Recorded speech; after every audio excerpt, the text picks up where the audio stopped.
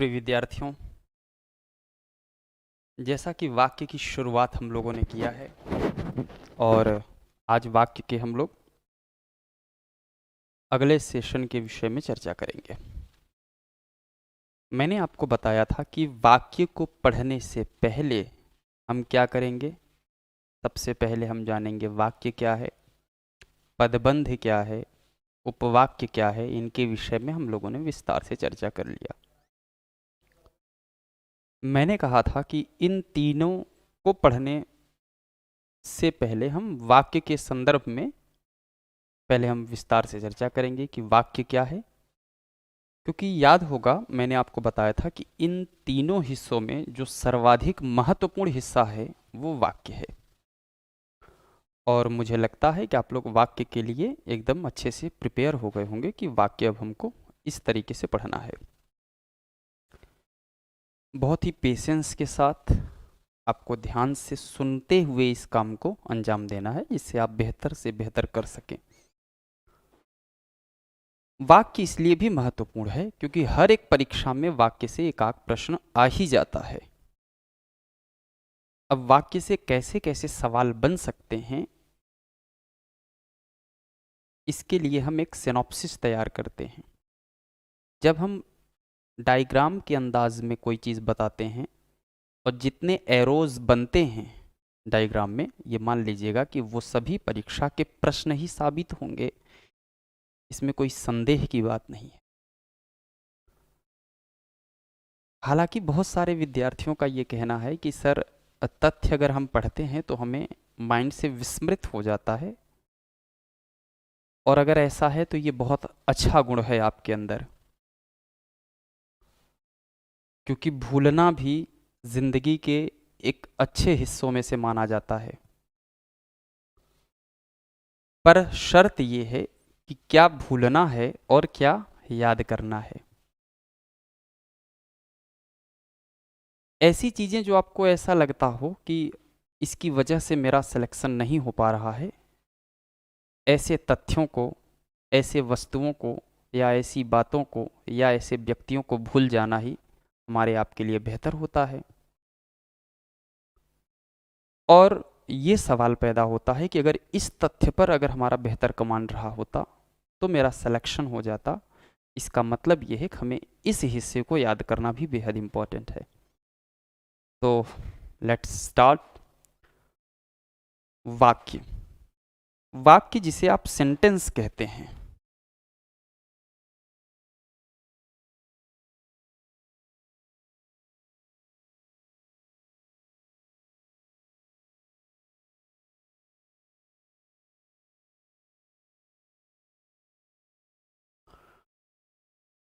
वाक्य में हमें क्या क्या सीखना है, क्या क्या जानना है, सबसे पहले हम उन विषय वस्तुओं की चर्चा कर लेते हैं। तो एक हिस्सा तो यहाँ से शुरू होता है कि हमें इसकी परिभाषा पता होनी चाहिए, जो कि बेहद इंपॉर्टेंट है। फिर दूसरा हिस्सा जो कि इससे है वो वाक्य के तत्व। तत्व में हमेशा ध्यान रखिएगा कि 2 बार आधे तक का प्रयोग होगा, क्योंकि ये तत् धन त्व प्रत्यय से मिलकर के बना है तत्व। मैंने ज़्यादातर विद्यार्थियों को तत्व लिखने में सिर्फ एक ही त का प्रयोग करते हुए देखा है, तो ऐसी गलती आप ना करें।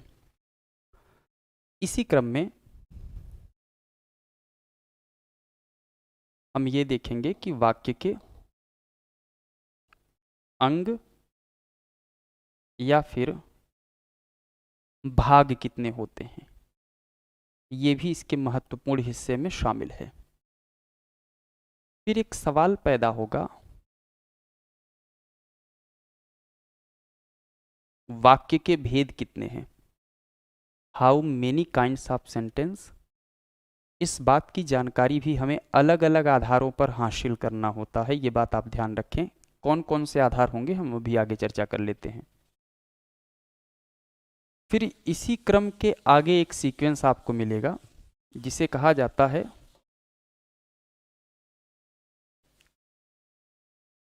वाक्य रूपांतर।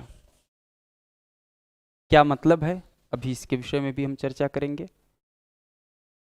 अगर हम इन्हीं सीक्वेंस को थोड़ा सा और आगे बढ़ाते हुए देखें तो हमको देखना ये है कि आखिर काल के आधार पर हम वाक्य को कितने भागों में रखते हैं, और इसका एक और अंतिम हिस्सा वाच्य के आधार पर वाक्य को कितने भागों में बांटा गया है। ये सारे सवाल हैं, ये सभी प्रश्न हैं आपकी परीक्षा के। अब हमको ये देखना है कि हम कैसे इसे आसानी से अचीव कर पाते हैं, ये बहुत महत्वपूर्ण है। आप जब तथ्य को सुन रहे होते हैं या जब मैं बोल रहा होता हूं तो बेहतर है कि आपके मन में कोई दूसरी बातें न चलें। हमें ऐसा महसूस होता है, या मेरे साथ भी ये घटना घटी है, जाहिर है तो आपके साथ भी कहीं ना कहीं होता होगा कि जब आप पढ़ने के लिए बैठते हैं, आप थोड़ा सा पढ़े, आपको क्लास की बात, दोस्तों की बात, फैमिली की बात, ये तमाम प्रकार की बातें आंशिक रूप से आपके मन में आती हैं और आपको डिस्ट्रैक्ट करके चली जाती हैं। तो थोड़ा सा सेल्फ कंट्रोल, एक शब्दावली होती है, आत्मनियंत्रण करना सीखें। ये बहुत महत्वपूर्ण हिस्सा है। जब आप आत्मनियंत्रित रहेंगे तो आप देखेंगे कि आप जो चीज़ें सुन पा रहे हैं वो एक एक करके आपके माइंड में इस तरीके से छपता चला जाएगा कि जब कभी भी रिवीजन करेंगे या जब कभी भी परीक्षा से आपका सामना होगा तो वो एक एक बातें आपके सामने डिस्प्ले होती नजर आएंगी। आपको लगेगा कि आपके सामने स्क्रीन पर चल रही है और उसी में से सवाल पूछे जा रहे हैं और आपको उसका उत्तर देना है। पर ऐसा बहुत अच्छे कंसंट्रेशन से पढ़ाई करने के बाद होता है। तो आइए फिर हम इसके अगले हिस्से पर बात करें। तो जहाँ तक परिभाषा की बात रही है, परिभाषा ऑलरेडी मैंने लिखा रखा है पर फिर भी मैं आपको बता दूं। कहते हैं कि मनुष्य के विचारों को पूर्णता से प्रकट करने वाले पद समूह को वाक्य कहते हैं। ये बात मैं दोबारा लिख दे रहा हूं।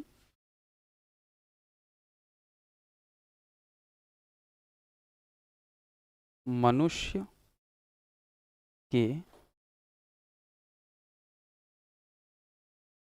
विचारों को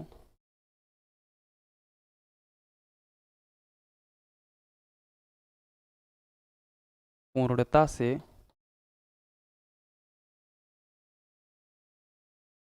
प्रकट करने वाले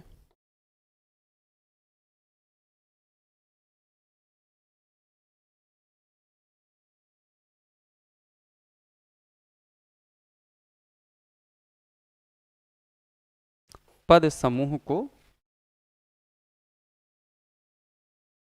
वाक्य कहते हैं। ये एक इंफॉर्मेशन हो गया। सवाल यदि आपसे पूछा जाए कि ध्यान रखिएगा वाक्य के कितने तत्व हैं, तो इसका बहुत अच्छा सा उत्तर होगा कि वाक्य के मुख्य 6 तत्व हैं। ये 6 तत्व हैं कौन कौन से, इनके सीक्वेंस के बारे में जान लें। पहला तो कोई भी वाक्य सार्थक होनी चाहिए, तो इसलिए कहा गया कि पहला जो तत्व है वो है सार्थकता। ये कोई भी वाक्य क्या होना चाहिए, सार्थक होना चाहिए। और दूसरा तत्व ये है कि कोई भी वाक्य योग्य होना चाहिए, योग्यता।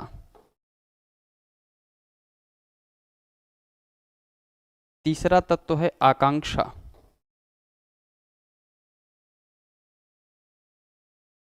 अगला है निकटता।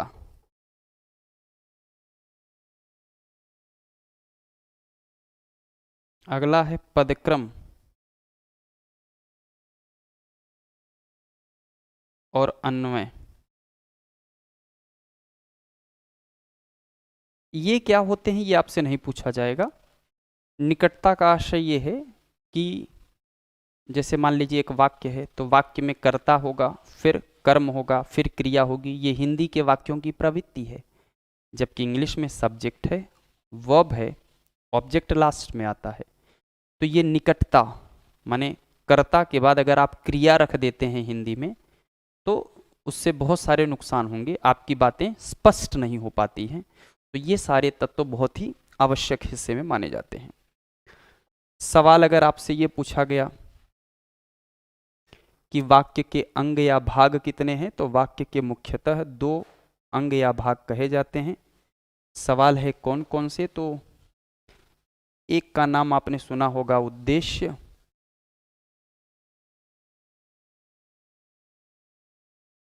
और वहीं दूसरा है विधेय। इंग्लिश वर्जन में इसे सब्जेक्ट एंड प्रेडिकेट के नाम से जानते हैं। अगर अंग्रेजी के माध्यम से हम इसे जानना चाहें तो सब्जेक्ट और प्रेडिकेट। भेद की बात करें तो भेद में एक मूल बात यह है कि हम 2 आधारों पर इसका बंटवारा करते हैं। हमारे पास इसके भेद को वर्गीकृत करने के लिए 2 आधार हैं। पहला, रचना के आधार पर कहते हैं इसके भेद अलग हैं, और अर्थ के आधार पर इसके भेद अलग हैं। अब सवाल ये है कि रचना के आधार पर यदि आपसे कहा जाए तो आप बताइएगा कि इसके मुख्यतः 3 भेद हैं। अर्थ के आधार पर अगर आपसे पूछा जाए तो आप बताइएगा इसके 8 भेद हैं। कौन कौन से भेद हैं इसकी बात हम आगे वाले लेक्चर में करेंगे, जब अभी इसके विस्तार से हम बात करेंगे तब। तो सिर्फ अभी यहाँ इतना जानना है कि वाक्य का वर्गीकरण हम 2 प्रकार से करते हैं जब भेद की बात आती है।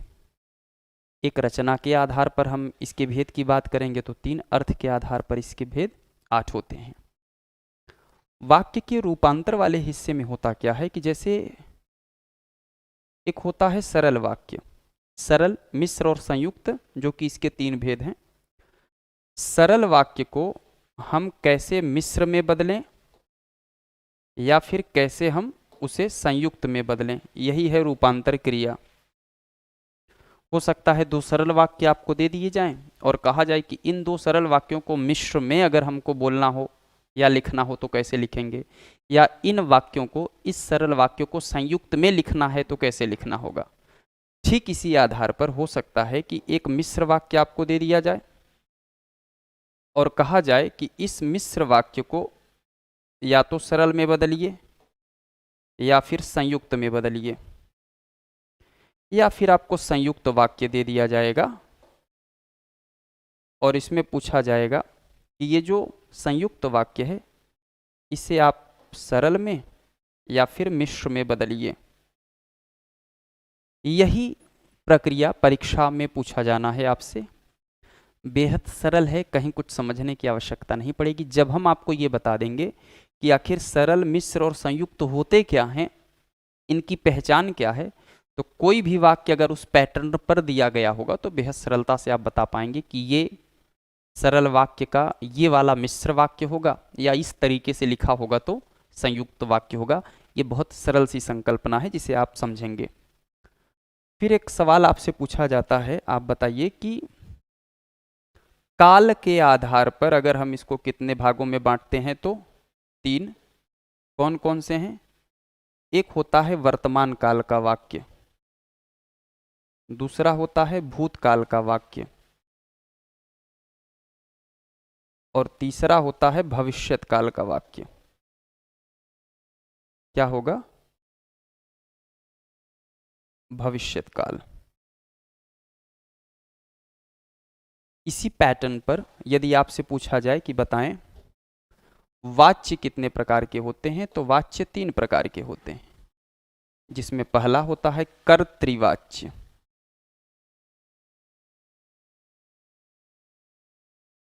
दूसरा है कर्मवाच्य, और तीसरा है भाववाच्य।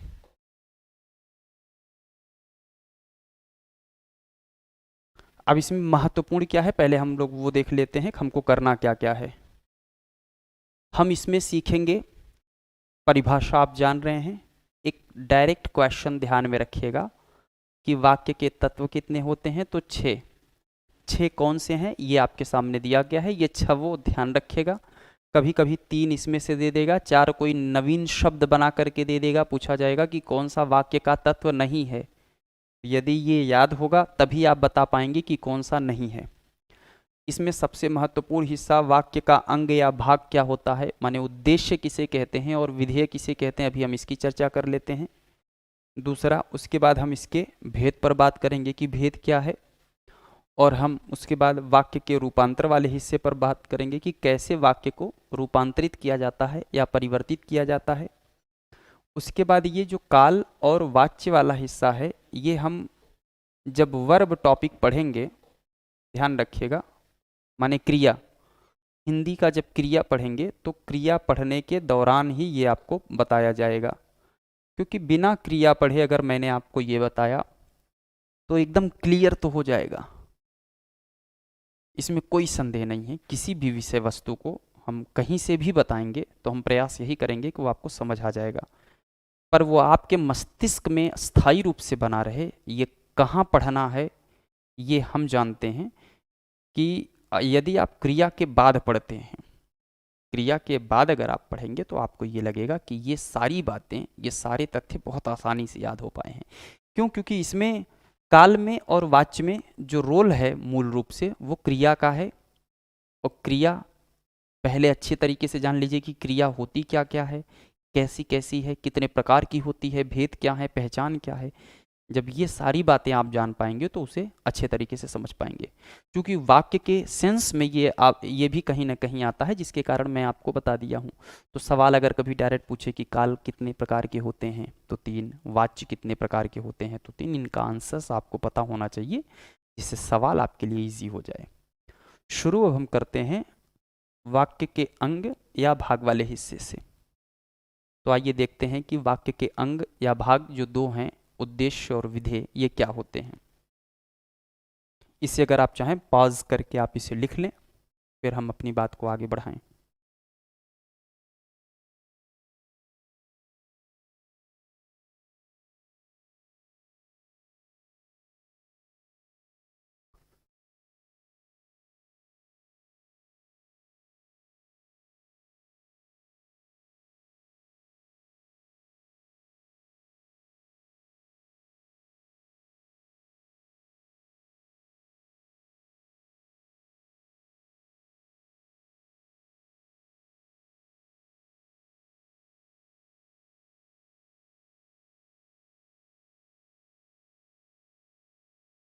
वाक्य के मुख्यतः 2 अंग या भाग होते हैं, जिन्हें क्रमशः हम लोग उद्देश्य कहते हैं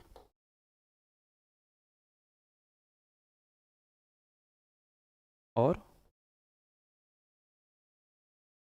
विधेय कहते हैं। उद्देश्य भी 2 प्रकार का होता है, एक मुख्य होता है, एक उद्देश्य विस्तार होता है। एक मुख्य उद्देश्य, एक उद्देश्य विस्तार होता है। ऐसे ही एक मुख्य विधेय होता है और विधेय विस्तार, ये ध्यान रखिएगा। मैं यहाँ मेंशन कर दूं कि एक तो होता है मुख्य उद्देश्य और उद्देश्य विस्तार।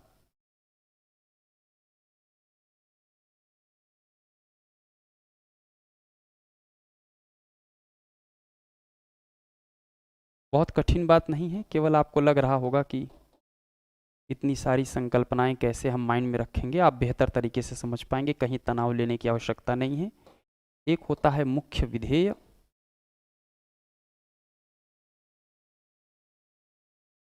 और विधेय विस्तार।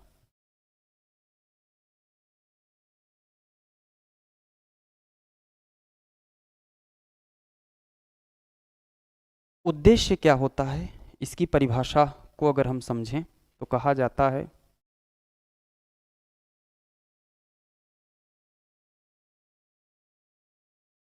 किसी वाक्य में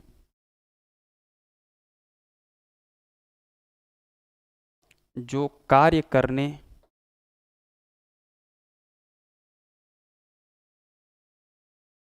वाला या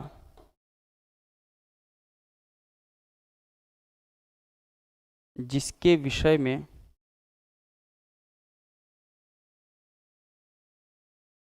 कोई सूचना दी जाए, कोई सूचना दी जाए उद्देश्य कहलाता है।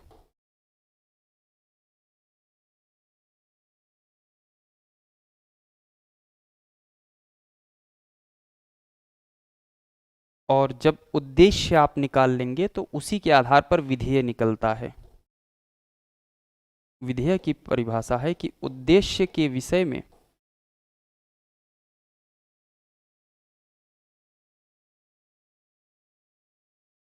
जो कुछ भी कहा जाता है, जो कुछ भी कहा या फिर बताया जाता है,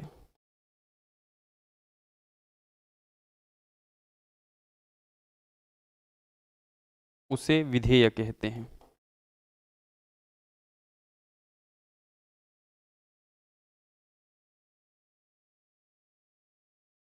उसे हम क्या कहते हैं? विधेय कहते हैं। अब सवाल ये है, जैसे मान लीजिए दो वाक्य हम लिखते हैं। पहला, राम पत्र लिखता है।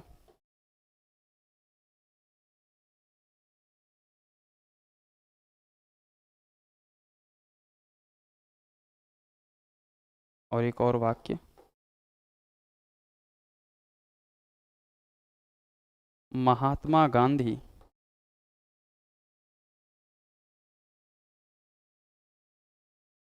एक महान नेता थे।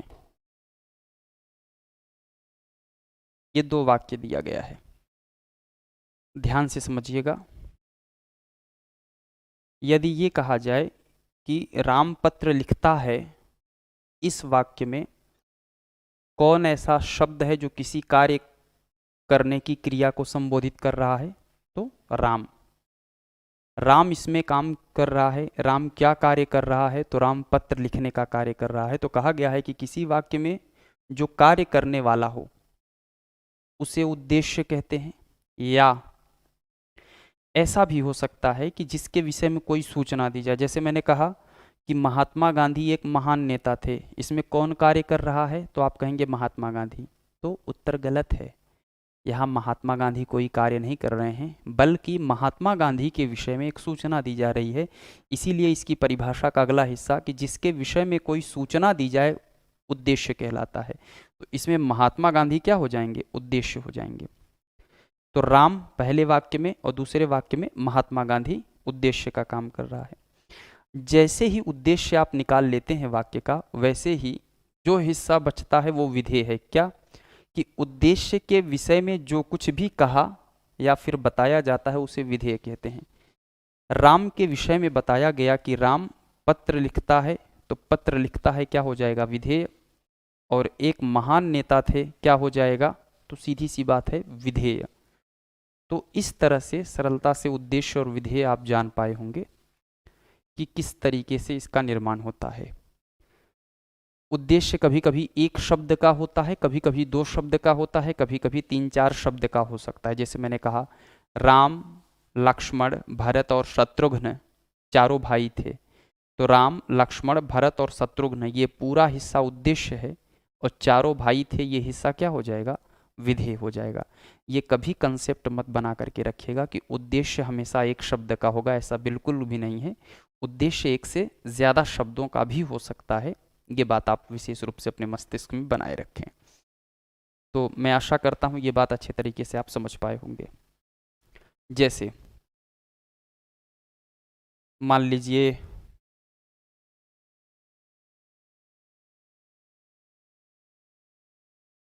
मैंने कहा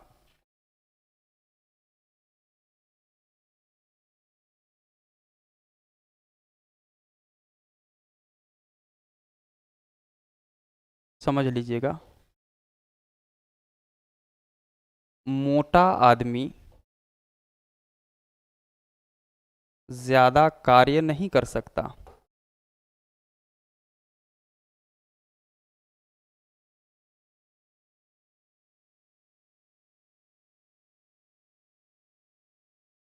इसमें अगर कोई पूछे कि बताइए उद्देश्य क्या है, तो उद्देश्य हो जाएगा मोटा आदमी। विधेय क्या हो जाएगा, क्योंकि इसके बारे में बताया गया कि ज़्यादा कार्य नहीं कर सकता, ये विधेय हो गया। अब इसमें भी एक बात विशेष रूप से ध्यान रखिएगा, इस उद्देश्य वाले हिस्से में जो आदमी है ये मुख्य उद्देश्य है,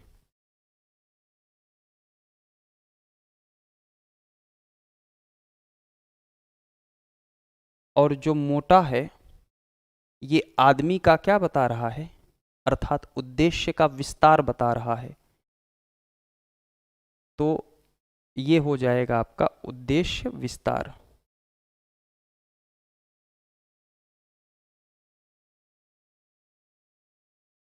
हो सकता है ऐसा सवाल आए कि एक वाक्य दे दिया जाए और आपसे पूछा जाए कि इस वाक्य में उद्देश्य विस्तार बताइए, तो पूरा मोटा आदमी बता देंगे तो गलत हो जाएगा। आदमी यहां मुख्य रूप से उद्देश्य का कार्य कर रहा है,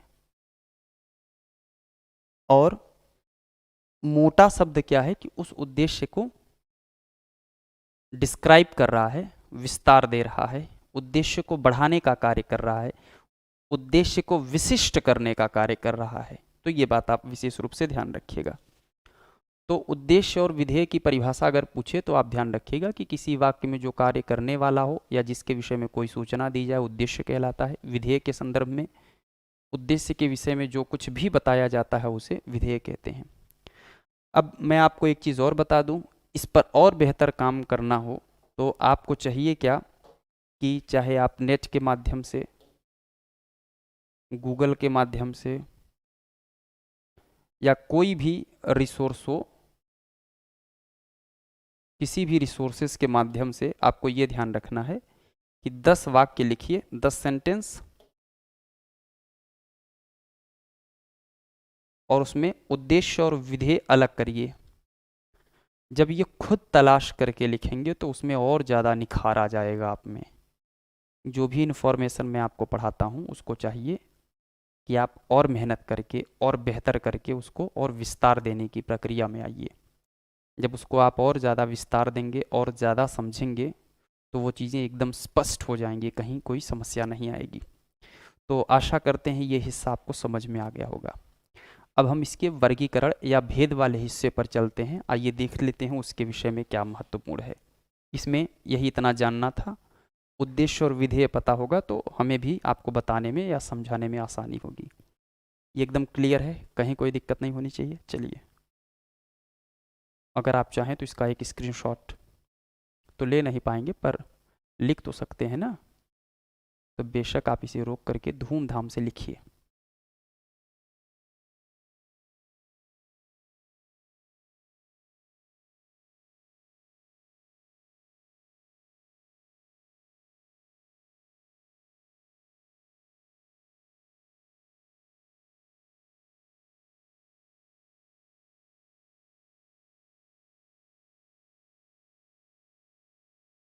चले अगले हिस्से पर आइए। अब बात आती है वाक्य के भेद।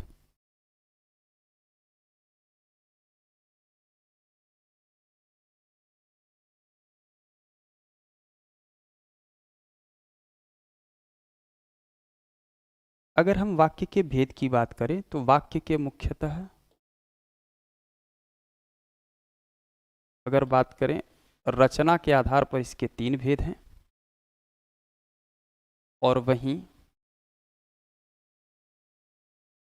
अर्थ के आधार पर इसके 8 भेद हैं। अब रचना के आधार पर जो 3 भेद हैं उनका नाम आप याद रखिए, गलत न करिए। तो पहला सरल कहते हैं या फिर आप इसको साधारण भी कह सकते हैं। दूसरा मिश्र या फिर मिश्रित कह सकते हैं। और तीसरा संयुक्त। ये किस आधार पर हम इसका वर्गीकरण किए हैं तो आप बेहद सरलता से बताइएगा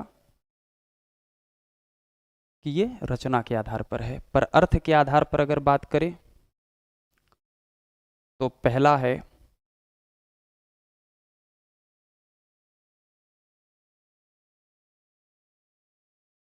विधिवाचक वाक्य। दूसरा है निषेधवाचक वाक्य। तीसरा है आज्ञावाचक वाक्य।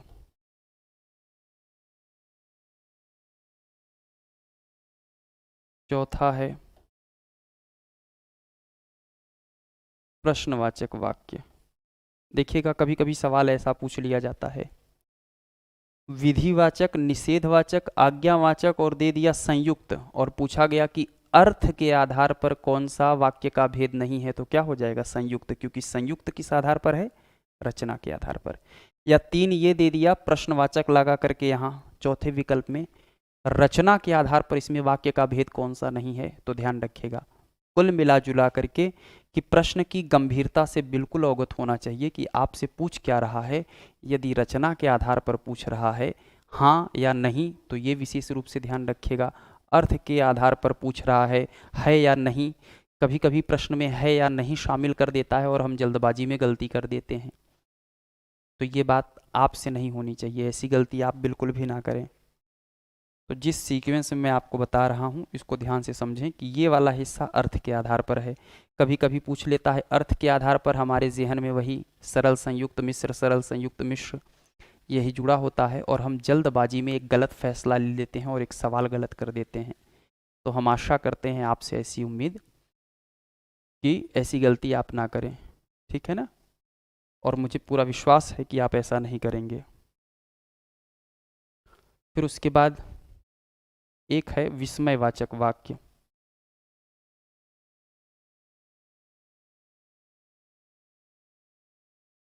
एक है संकेत या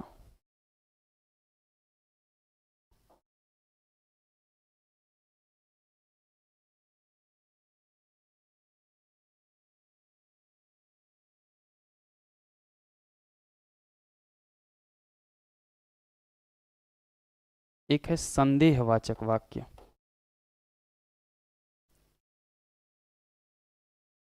अच्छा, इसके बारे में भी मैं आपको बता दूं कि बहुत छोटा छोटा सा क्लू है, पूरे हिस्से पर नहीं देखना है। मैं आपको एक ऐसा तरीका बताऊंगा कि एकदम सरलता सा, सरल हिस्से में केवल उसके क्रिया वाले हिस्से को अगर आप देखेंगे तो बहुत ही सरलता से आप इसे पूरा कर पाएंगे, कहीं कोई दिक्कत नहीं आएगी। हम कभी कभी क्या होता है कि हम इतना ज़्यादा ग्रांड लेवल पर अपना स्ट्रगल करना शुरू कर देते हैं कि हमें लगता है कि पूरा मुझे तैयार होना चाहिए। कभी कभी बहुत छोटी छोटी बातें आपके वो प्रॉब्लम सॉल्व कर देते हैं जिसे हम इतनी आसानी से नहीं समझ पाते हैं। तो ये संदेह हो गया। एक तो हो गया आपका इच्छावाचक वाक्य, इन सब के बाद वाचक लगा लीजिए।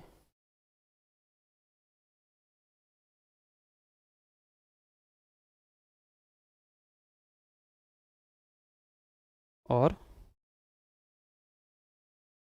संकेत या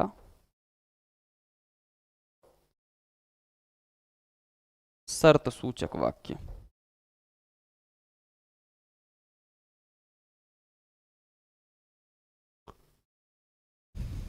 तो ये पूरा रट जाना चाहिए, ये पूरा याद रहे, इसमें कहीं कोई त्रुटि ना हो, कहीं कोई गलती ना हो। ये पूरे अच्छे तरीके से आप तैयार कर लीजिएगा। जब इतना आपका तैयार हो जाए, एक बार, दो बार, चार बार लिख करके तैयार करिए, पर तैयार करिए। फिर हम इसके आगे वाले हिस्से पर बात करेंगे। अब हम जब अगला क्लास लेंगे, मैं क्यों इसको छोटे ब्लॉक्स में पढ़ा रहा हूँ, क्योंकि एक तो इम्पॉर्टेंट है, दूसरा इससे बहुत सारी चीज़ें तय होंगी। जितना बारीकी से आप वाक्य को पढ़ेंगे उतने ही अच्छे से वाक्य शुद्धि वाला हिस्सा आप आसानी से कर पाएंगे। वाक्य शुद्धि इसी से रिलेटेड है। वाक्य पर अगर बेहतर कमांड होगा तो वाक्य पढ़ेंगे आपको लगेगा कि नहीं, वाक्य में ये शब्द अटपटा सा है, या इस शब्द का और इस शब्द का मतलब एक ही है। जैसे शब्द केवल संकेत मात्र हैं, शब्द केवल संकेत मात्र हैं, तो केवल और मात्र दोनों का मतलब एक ही है। एक ही वाक्य में इतनी खूबसूरती से प्रयोग किया गया है, आप ध्यान नहीं देंगे तो आपको लगेगा कि इसमें क्या नवीन बात है। तो यहाँ तक के हिस्से को तैयार करिए। अब हम जब अगले विषय पर चर्चा करेंगे तो उसमें हम बताएंगे कि ये कौन कौन से हैं और कैसे इनकी पहचान करनी है, और इन हिस्सों पर बात करके देखेंगे कि ये जो हैं 8 प्रकार के, ये कौन कौन से हैं और कैसे इनको हम तैयार करेंगे, अगर परीक्षा में पूछे जाएंगे तो हम कैसे इसको शॉर्ट आउट करेंगे। तो अच्छे से इसको नोट कर लीजिएगा। फिर नेक्स्ट वीडियो में हम मिलते हैं इसके अगले हिस्से के साथ, और आज के लिए लेते हैं विदा। थैंक यू, धन्यवाद।